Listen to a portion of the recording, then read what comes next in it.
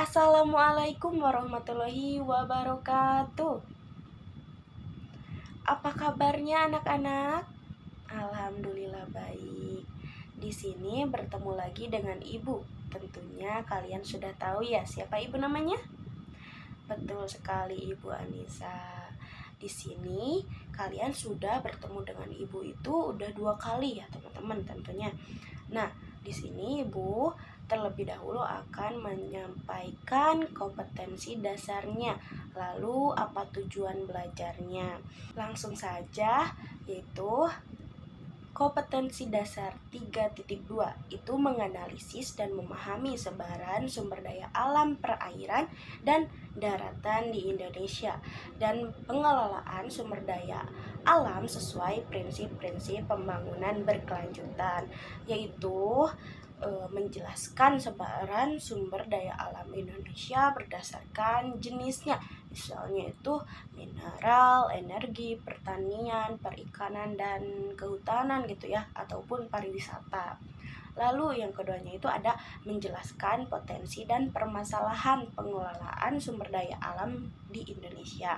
Lalu ada menjelaskan upaya pengelolaan sumber daya alam Indonesia untuk pembangunan berkelanjutan. Nah, lalu yang selanjutnya ada KD 4.2 gitu, untuk membuat makalah tentang persebaran sumber daya kehutanan, pertambangan, kelautan, dan pariwisata ya tentunya yang ada di Indonesia, dilengkapi dengan petanya.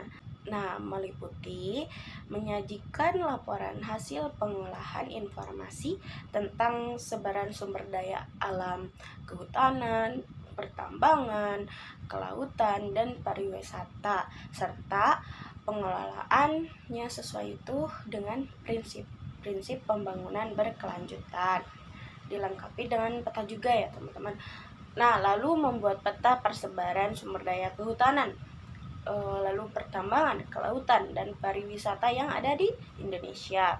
Nah, untuk tujuan pembelajarannya itu, untuk peserta didik itu dapat mengidentifikasi sebaran sumber daya alam dan pengelolaan sumber daya alam sesuai dengan prinsip-prinsip pembangunan yang berkelanjutan secara tepat dan teliti, dengan menunjukkan sikap rasa ingin tahu, kreatif, dan berkomunikasi dengan baik gitu teman-teman, serta bertanggung jawab dalam menyajikan hasil pembelajarannya dengan tepat gitu.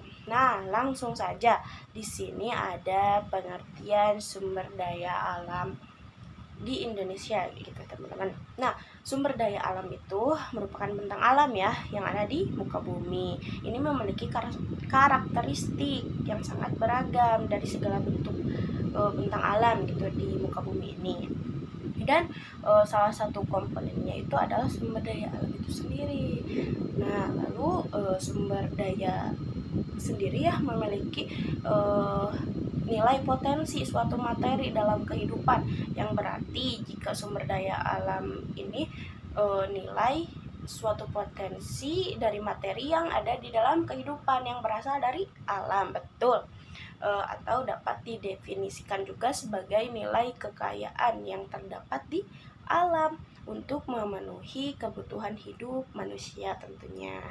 Nah, di sini ada macam-macam sumber daya alam. Yang pertama itu ada dikelompokkan ya teman-teman menjadi berbagai macam gitu ya, berdasarkan sifatnya, jenisnya, dan juga kegunaannya. Nah, di sini Ibu akan menjelaskan yang pertama itu berdasarkan sifatnya. Nah, untuk berdasarkan sifatnya ini, sumber daya alam dibagi menjadi sumber daya alam yang terbarukan.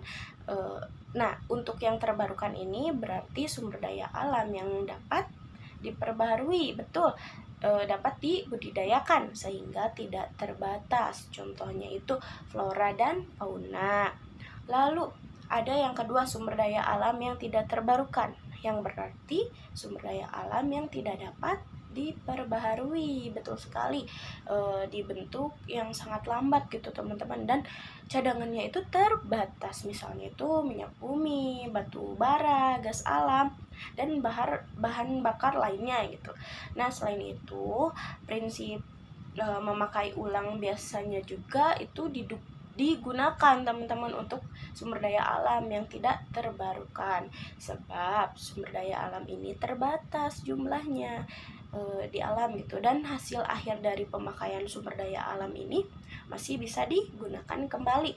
Untuk contohnya itu ada teman-teman, yaitu pemakaian ulang plastik. Betul. Nah, kalau kalian tahu, plastik itu terbuat dari bahan alam seperti selulosa, batu bara, gas alam, garam, dan minyak mentah melalui proses polimerisasi atau polikondensasi, teman-teman. Saat ini sebagian besar plastik terbuat itu dari bahan bakar fosil, minyak mentah, dan gas alam, yang dimana dimurnikan untuk diubah menjadi beberapa produk yang berbeda. Nah, termasuk etana dari minyak mentah dan propana dari gas alam. Betul. Nah, bayangin ya, kalau misal plastik gak digunakan kembali gitu, mau berapa banyak minyak dan gas alam yang akan digunakan gitu, dan akhirnya menjadi sampah juga kan ya. Betul. Selanjutnya ada sumber daya alam yang selalu tersedia. Jadi sumber daya alam itu akan selalu ada dalam kehidupan. Untuk contohnya itu seperti udara dan sinar matahari. Nah, untuk selanjutnya ada sumber daya alam berdasarkan jenisnya. Berdasarkan jenisnya ini, sumber daya alam dibagi menjadi sumber daya alam yang hayati atau sumber daya alam hayati ya. Sumber daya alam yang berasal dari apa? Makhluk hidup. Betul. Contohnya itu tumbuhan, hewan, dan berbagai macam mikroorganisme. Lalu sumber daya alam non hayati, sumber daya alam yang bukan dari makhluk hidup atau benda yang tidak hidup. Contohnya itu tanah, udara, bahan tambang. Nah, itu untuk contohnya. Lalu ada sumber daya alam berdasarkan kegunaannya. Nah, untuk berdasarkan kegunaannya ini, sumber daya alam dibagi menjadi sumber daya alam penghasil bahan baku, yaitu benda yang dapat digunakan untuk menghasilkan nilai guna yang lebih tinggi. Misalnya, itu dari flora dan fauna yang diolah lagi menjadi bahan makanan. Betul sekali. Lalu ada sumber daya alam penghasil energi yang berhubungan dengan tenaga. Untuk contohnya itu ada sinar matahari untuk energi manusia ya. Lalu ada udara untuk bernafas, air dan bahan tambang untuk pembangkit listrik. Nah, materi selanjutnya adalah sumber daya alam perairan. Kita telah mengetahui ya, ada berbagai jenis sumber daya alam yang tersebar di banyak tempat. Sekarang kita bahas gitu ya teman-teman, sumber daya alam di Indonesia yang ada di wilayah perairannya. Nah, untuk di wilayah perairan ini seperti yang kita ketahui ya, bahwa Indonesia ini merupakan negara maritim. Betul? Betul. Yang dimana sebagian besarnya itu adalah laut. Betul sekali. Nah, yang pertama ada perikanan. Biasanya adanya perikanan ini dipengaruhi oleh suhu dan juga kedalaman laut. Selain itu, kedalaman laut, ikan banyak berkumpul di laut dangkal.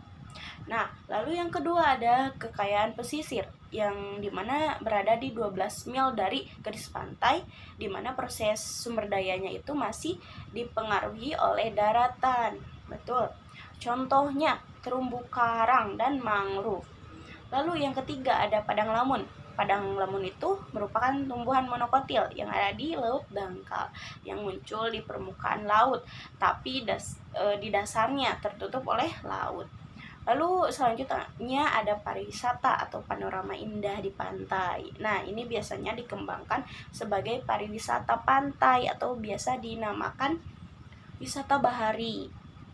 Nah, lalu selanjutnya ada energi dan pertambangan. Dalam hal ini, air laut itu bisa dimanfaatkan sebagai pembangkit listrik ternyata, yaitu pembangkit listrik tenaga gelombang laut. Dalam hal pertambangan ya, seperti mineral, gas bumi, terdapat di bawah laut ya. Nah, seperti minyak bumi dan gas alam gitu, teman. Gas alam yang terdapat pada endapan cekungan tersier dan juga menjadi penghasil garam juga. Lalu, nah selanjutnya ada sebaran sumber daya alam daratan. Tadi perairan, sekarang daratan. Untuk di daratan ini, meskipun Indonesia itu didominasi oleh lautan, sebaran sumber daya alam di daratan juga tidak kalah banyak juga ternyata ya. Nah, untuk yang pertama langsung saja ada pertanian. Indonesia itu terkenal dengan negara agraris. Kenapa? Karena karakteristik tanah Indonesia itu cocok untuk bidang agraris gitu. Contohnya itu ladang, tegalan, sawah, baik sawah irigasi maupun sawah tanah hujan, kebun atau pertanian industri gitu. Selain itu, faktor fisik, faktor teknik juga perlu diperhatikan dalam pertaniannya itu sendiri. Untuk contohnya itu rotasi tanaman. Lalu selanjutnya ada peternakan, di mana usaha ternak dibagi menjadi 3 ternyata ya, yaitu ada ternak hewan besar, yaitu sapi, kuda, kerbau. Lalu ada hewan kecil, ada kambing, domba, dan unggas seperti itik, ayam, dan lain-lain. Contohnya itu ada di Jawa Barat itu banyak peternak itik, lalu di Sulawesi Selatan ada banyak peternak kerbau, dan di Nusa Tenggara banyak peternak kuda. Nah, itu contohnya. Selanjutnya ada kehutanan. Sebagai negara dengan iklim tropis ya, kita ini dengan curah hujan yang tinggi. Oleh karena itu, Indonesia itu cocok ditumbuhi oleh hutan hujan tropis gitu, yang berguna sebagai paru-paru dunia dan juga ekspor kayu. Nah, lalu di sini ada pertambangan, tidak hanya di wilayah perairan saja, pertambangan juga ada di wilayah daratan. Untuk contohnya itu sisa tumbuhan dan hewan yang mati yang terkubur di dalam tanah sehingga membentuk batuan dan menghasilkan minyak bumi, batu bara, dan lain-lain. Lalu selanjutnya ada pariwisata.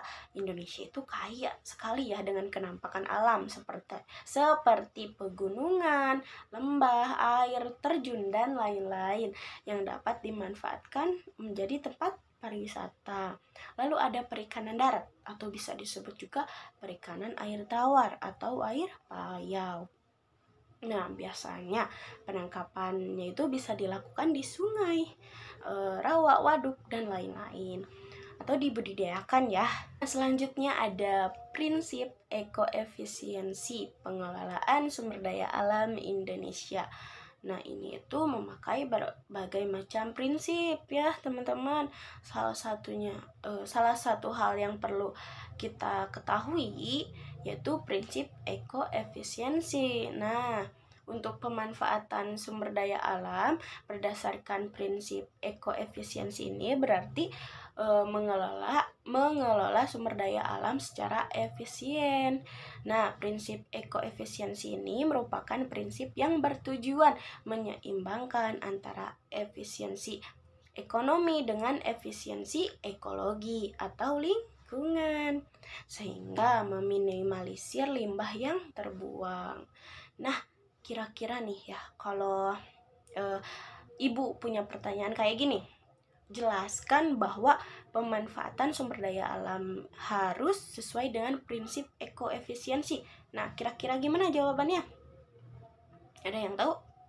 Oke, jadi karena prinsip ekoefisiensi ini adalah prinsip yang menekankan sumber daya alam yang diambil itu dapat digunakan secara menyeluruh, maka prinsip yang harus diikuti dalam mengelola sumber daya alam itu ada, yaitu pemanfaatan sumber daya alam yang dapat diperbaharui. Yang kedua itu ada meminimalisir penggunaan bahan baku. Lalu yang ketiga, mengurangi limbah berbahaya ke lingkungan. Yang terakhir itu menghasilkan produk yang bisa didaur ulang. Nah, selanjutnya selain prinsip ekoefisiensi, ada juga prinsip lainnya yang kita akan bahas ya selanjutnya ini. Nah, untuk prinsip pembangunan berkelanjutan, kita memanfaatkan sumber daya alam itu harus didasarkan oleh pembangunan berkelanjutan. Nah, betul. Tujuan dari pembangunan berkelanjutan ini adalah memaksimalkan sumber daya alam untuk menghidupi masa kini tanpa membahayakan generasi yang akan mendatang untuk memenuhi kebutuhannya. Yang dimana prinsipnya itu adalah yang pertama ada equity. Nah, itu merupakan pemerataan guna untuk menyeimbangkan aspek sosial, ekonomi, dan lingkungan di kehidupan masyarakat. Lalu yang kedua ada ekonomi, keahlian dan performa kerja pekerja yang perlu ditingkatkan agar daya saingnya itu semakin meningkat demi mendapatkan pekerjaan yang lebih layak lagi. Lalu meningkatkan infrastruktur dasar serta menerapkan kerjasama ekonomi strategis. Selanjutnya ada energi, meminimalisir sumber daya yang digunakan dan memanfaatkannya dengan efektif sehingga limbahnya itu bisa berkurang. Nah, selanjutnya ada ekologi, menempatkan pembangunan di wilayah yang sesuai dengan aspek ekologis. Pembangunannya juga tidak melebihi dari kapasitas lingkungan itu sendiri. Lalu yang terakhir ada engagement. Nah, untuk ini pentingnya peran dari masyarakat itu sendiri agar upaya ini dapat optimal, di mana pemerintahan harus berperan sebagai fasilitator yang menampung aspirasi masyarakat. Nah, pembangunan berkelanjutan untuk tujuannya itu memiliki dua syarat, yaitu peningkatan potensi sumber daya alam dengan pengelolaan yang ramah lingkungan dan dengan menjamin kesepakatan yang adil dan merata di setiap masyarakatnya. Nah, selanjutnya ada pemanfaatan sumber daya alam. Nah, untuk pemanfaatan sumber daya alam yang ada di lingkungan bagi pembangunan yang berkelanjutan itu ada reklamasi. Nah, tujuannya itu untuk memperluas lahan dengan menciptakan lahan baru yang dapat dilakukan dengan berbagai cara. Untuk caranya itu salah satunya itu dengan pengeringan rawa, dengan cara membuat saluran air atau tanggul. Lalu selain itu melakukan perbaikan lahan bekas tambang. Nah, selanjutnya ada peningkatan lahan garapan.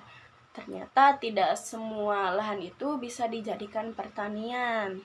Jadi, diperlukannya kondisi fisik yang mendukung seperti ketersediaan air dan matahari. Selain itu, topografi atau relief juga perlu diperhatikan dan juga tingkat kesuburan tanah.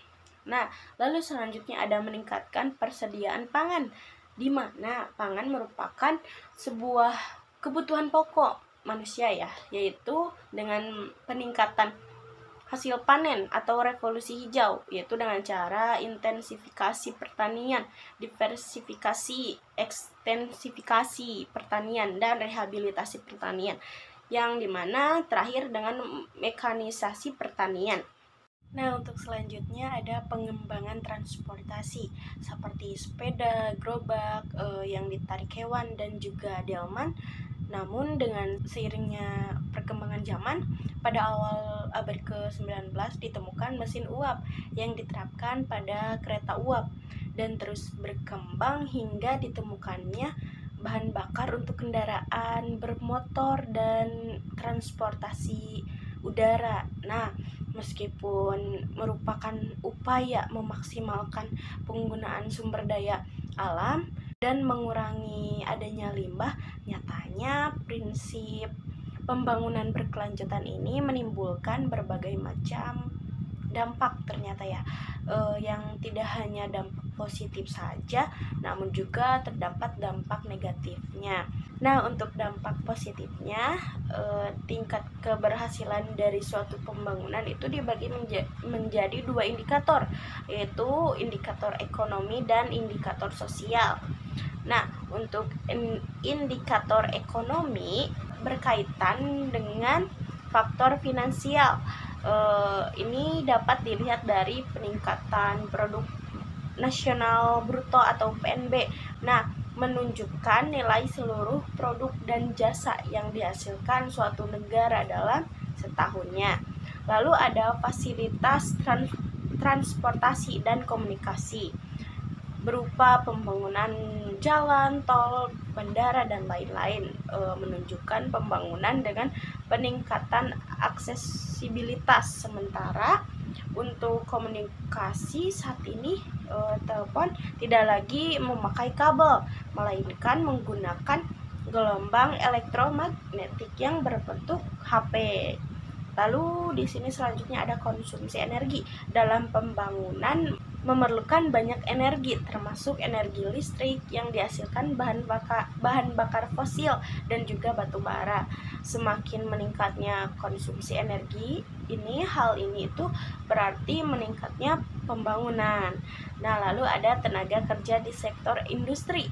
Ini itu peningkatan pembangunan dari segi tenaga kerjanya dapat dilihat dari peningkatan tenaga kerja di industri tersier dan sekunder.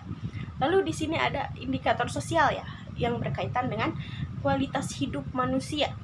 Yaitu yang pertama ada peningkatan melek huruf berkaitan dengan tingkat pendidikan yang menunjukkan meningkatnya pembangunan di daerah tersebut.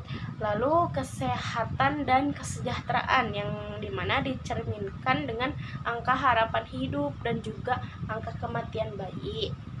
Selain itu juga dicerminkan dari angka kekurangan gizi, kasus kelaparan, dan lain-lain. Nah, tidak hanya itu juga ya, indikator lainnya itu seperti peningkatan investasi. Dengan adanya peningkatan bangunan akan ada peningkatan pendapatan di suatu daerah. Lalu ada potensi daerahnya. Dengan adanya pembangunan tersebut maka meningkatkan juga pengetahuan mengenai potensi dari daerah mereka sendiri. Nah, lalu mengurangi ketergantungan dengan negara asing, yaitu memiliki sektor industri yang lebih melimpah sehingga tidak lagi bergantung dengan barang-barang impor untuk memenuhi kehidupan masyarakat. Nah, untuk dampak negatifnya ini tidak hanya dampak positif saja ya seperti tadi, namun pembangunan berkelanjutan ini juga memberikan dampak negatif. Nah, seperti yang pertama ada deforestasi atau pengundulan hutan yang disebabkan oleh pembangunan permukiman, perluasan lahan pertanian, penggunaan bahan bakar kayu, pembalakan atau penebangan liar yang tidak terkendali. Lalu penebangan terbuka juga gitu. Lalu ada penggersangan lahan. Nah, ini disebabkan oleh proses alamiah, kegiatan pertanian yang terus-menerus, lalu jumlah hewan ternak yang meningkat, lalu penggunaan teknologi irigasi modern dan juga vegetasi yang berkurang. Untuk selanjutnya ada pencemaran disebabkan oleh sampah, pupuk kimia, pembakaran bahan bakar fosil dan juga berbagai limbah yang mencemari tanah, air dan juga udara begitu.